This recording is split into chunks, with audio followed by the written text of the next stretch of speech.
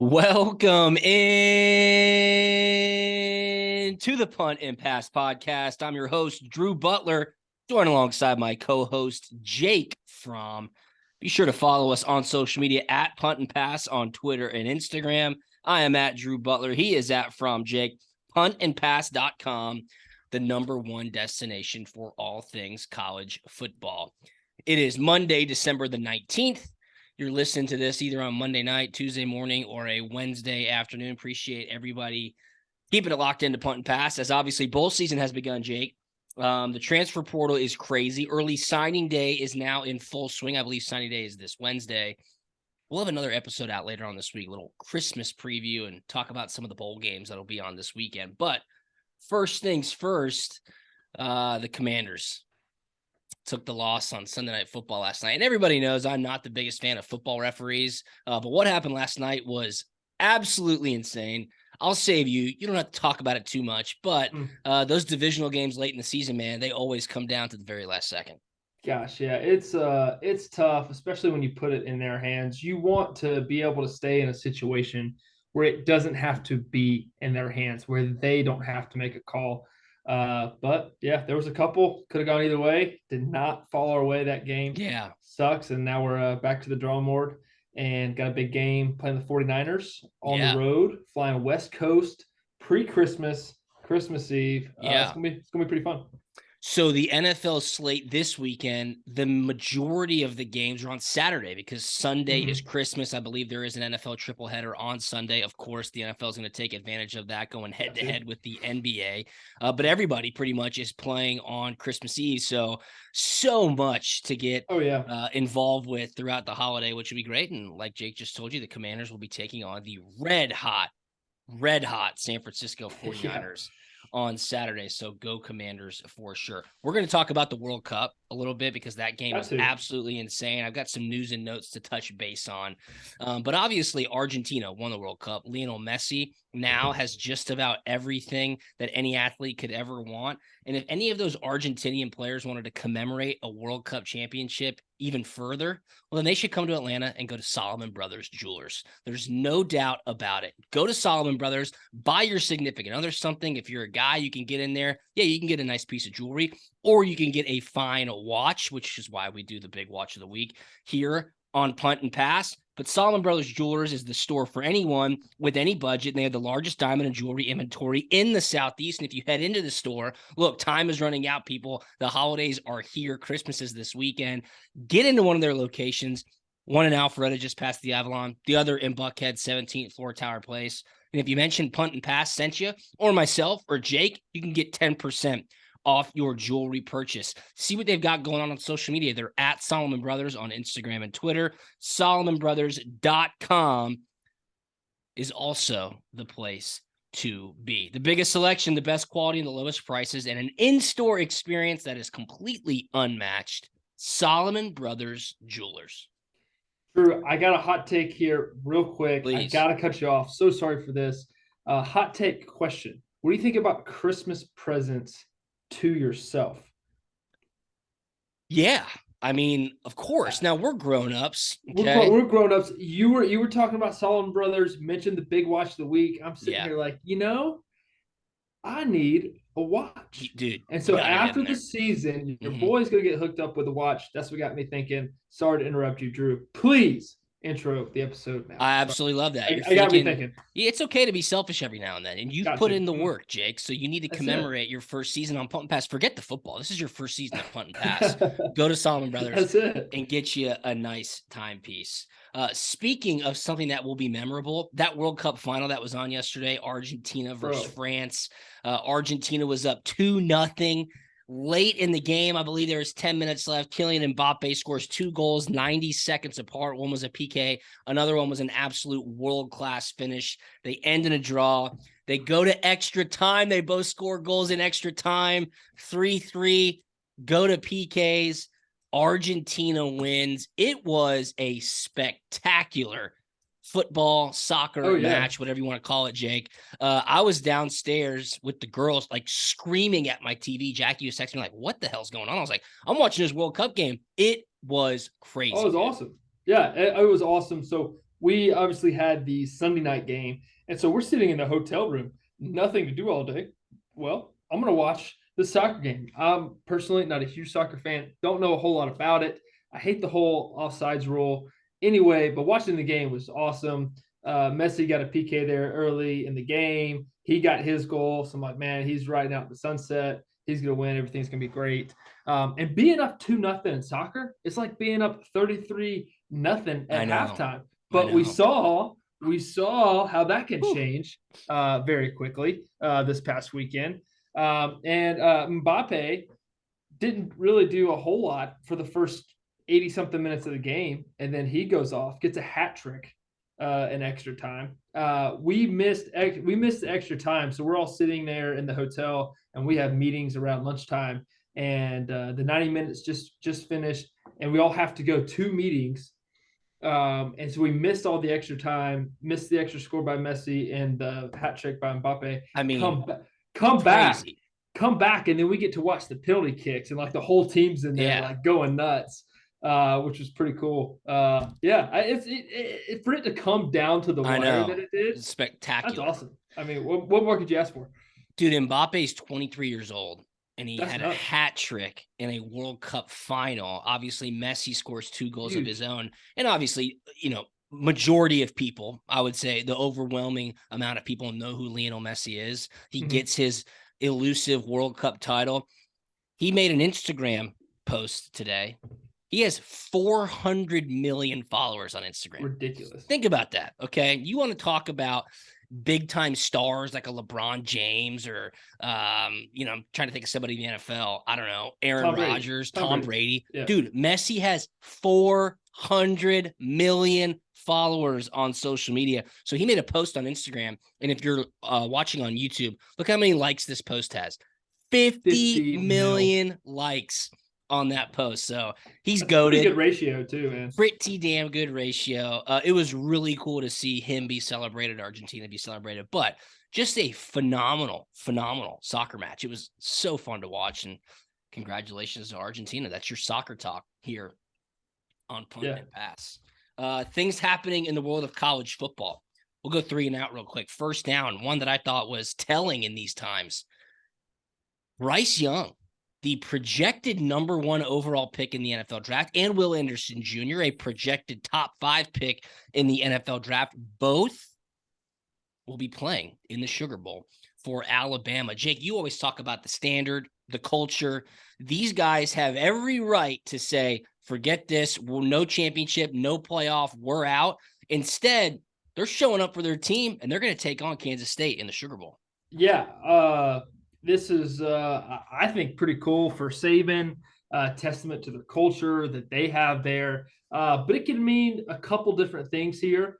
One, maybe they're just competitors. They want to play, feel like they owe it to Saban, the fans, to Bama, the university to say, hey, let's go finish this thing out. We didn't win a national championship, but I want to finish out on a high note. Or two, they feel like they have actually maybe a little something more to prove in their draft stock. Who knows? I don't know how much Will Anderson could really impact his draft stock at this point. Honestly, for him, it's more about hitting those combine numbers there, hitting a 40, getting measured in, hand length, arm length, all that stuff. But maybe for Bryce Young, maybe they feel like him and his group feel like he has more to prove to earn that top number 1 spot. I don't know, but I like it. It's cool to see, and I hope and I pray that nothing happens to these guys when they play, because if something happens to one of these guys, you can forget about it. Ain't nobody playing them anymore. I know. I'm looking up the line right now to see what it is at. Remember, this game is on New Year's or January 2nd, I think, at noon. Yeah, it's a noon game. Yeah, normally the Sugar Bowl is at night. I'm trying to find it right now. Yeah, so that line's moved to, it stayed at 6. So Alabama is a 6-point favorite right now if you're feeling froggy. Again, Jake, you talked about it last week's episode. You've been in this exact situation, going to the Sugar Bowl against a Big 12 team. Thought you should be in the playoff. And things maybe fall short, but with 2 team leaders like that, one a Heisman winner, one a Nagurski Award winner, You would think there's going to be no quit in the Crimson Tide. They want to finish the season on a high note. That's So what it looks like.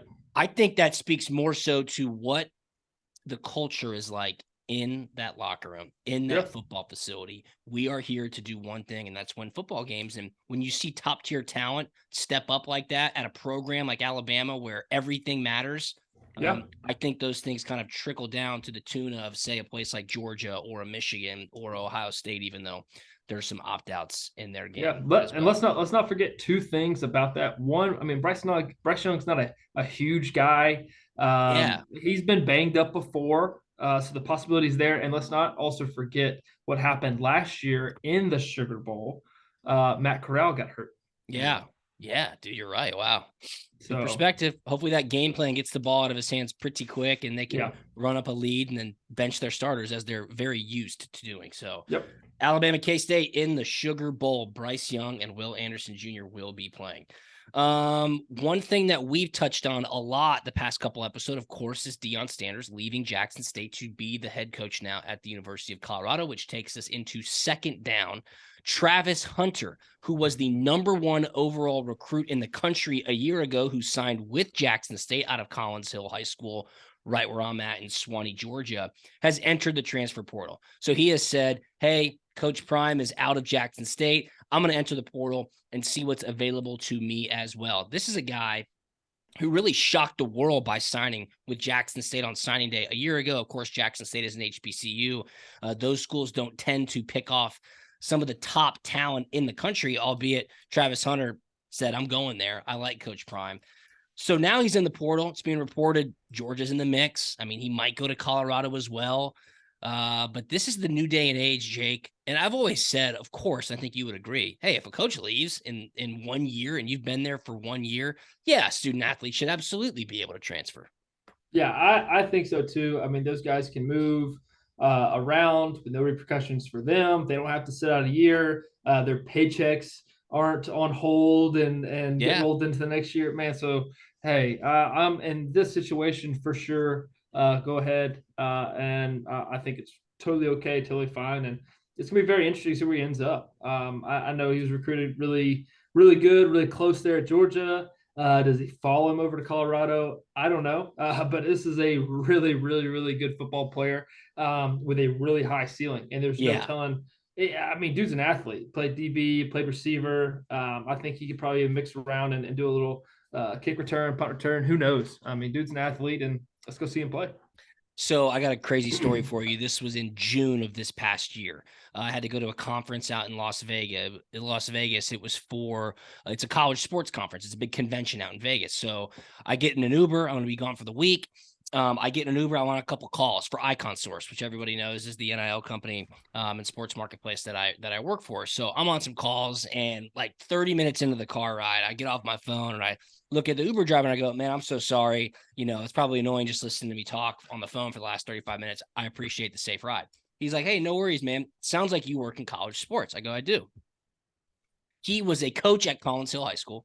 He's like, man, this is just what I do on the side. My wife's a doctor. Football season's over. Practice isn't going on. And I think he said, I just bought a Tesla, so I'm going to pay it off with my Uber driver during the summer. I was like, oh, cool. So what do you think comes up? Travis Hunter. And he is like Travis Hunter. I wish I remember this guy's name. He was Travis Hunter's essentially like personal coach, like right-hand man. Went on all the visits with him. Went and sat in Nick Saban's office with him. Went and sat in Kirby's office with him, went and sat with Coach Prime at Jackson State with him. And he told me the #1 thing that meant the most to Travis Hunter was just the personal relationship that he was going to have with his coach, right? Travis Hunter knew he had all the talent in the world. He flashes on tape on both sides of the ball. Who is he going to jive with best? Who's going to help develop him best to get to the next level? That's what this guy told me. We had a fascinating conversation. He spoke extremely highly of Travis Hunter. I've never met him, but he's from here in the local area. And if those are the things that matter, well, then I would say he probably goes to Colorado to be the prime, but maybe he doesn't like going out west. Maybe he's not a big fan of cold weather. Like, I don't know. Those things could matter as well. I would not be surprised if he ends up at Georgia. That could be very interesting. Travis, if you're listening to this, thanks for tuning in to the Yeah, of Punt course. Pass Of course podcast. he Number listens. two, Yes. as far as your relationship with your coach, you may not love Kirby all the time, but I promise you, he will love you and want you to be a better football player. And you'll have the opportunity, one, to stay home, stay close to home, and then two, to play for a national championship. So, just doing my little spiel. And Kirby's put out some really, really good prospects as far as playing defensive back in the NFL. And he knows this stuff, and he will coach you hard and demand the best out of you. That's what I That's a got. pretty good sales pitch right there. That's why the Punt and Pass podcast is the ultimate college football podcast. Jake Fromm, I mean, the only guy in the media right now with a microphone who has played for Kirby Smart as a quarterback at Georgia, 4 national championships, winning Rose Bowls, Sugar Bowls, and SEC championships. Travis, you just heard the man. You want to be great? You want to win championships? You want to go to the NFL? Get your butt on down to Georgia. Let Kirby Smart coach you up a little bit. So Travis Hunter is in the portal. We will certainly keep tabs on that. As soon as this podcast is published, Jake, I guarantee you he probably makes his decision and announces where he's Yeah, for sure. that's just what happens on this always podcast. happens. Another quick tidbit while we're in second down, Dylan Raiola, who's the number 1 overall quarterback recruit in the 2024 class, had been committed to Ohio State for a very long time. He has just now decommitted, and the rumors are that Georgia is one of his target schools as well. So Dylan Raiola, a year behind Arch Manning. What I had heard is that a lot of the schools who were in the running for Arch Manning, obviously he's going to Texas, put their sights directly onto Dylan Raiola. He had been committed to Ohio State. He has since decommitted. Georgia, it looks like, is in one of those top 3 spots. And a little tidbit here, Dylan's dad, Dominic Raiola, longtime starting center for the Detroit Lions, Jake. He also played and snapped to Matthew Stafford for a number of years. So very familiar with Georgia, very familiar with the kind of talent that Georgia can produce. I'm sure Matthew has talked to Dylan and told him exactly what can happen if he were to be in Athens. Dylan's from Chandler High School in Chandler, Arizona, which is right where I lived for 4 years when I was back in the desert. So look, you want to do your recruiting pitch to a quarterback as well? Let it rip, Jake. Dude, I hope there's a few phone calls going on, maybe between Matthew and his dad. That would be great. But man, as long as Munkin's there, dude, I think the offense is rolling. You know you're going to get weapons. You know you're going to have a really, really sound offensive line. And it looks like Kirby, as a defensive head coach, is kind of taking his hands off and says, hey, let's go put points on the board. Dude, the Dogs have been putting points up on the board. I'm sure we finished like top 5, especially after our 50-point win we had against LSU. So, correct, dude, we can spin it, we can throw it. Hey, and make sure you get recruiting too. Bring some guys with you. I think just from an outsider's perspective, the pro-style nature of Georgia's offense lends itself so well to a transition to the NFL for any quarterbacks. I mean, obviously, you could speak directly to that, but some of the other things that you see across the country, you're like, that is not how they play football at the next level. Can't say the same. And Todd Monken's been an offensive coordinator in the NFL, and it doesn't look like he's going anywhere either. So certainly some stability and some consistency on that offensive side of the ball.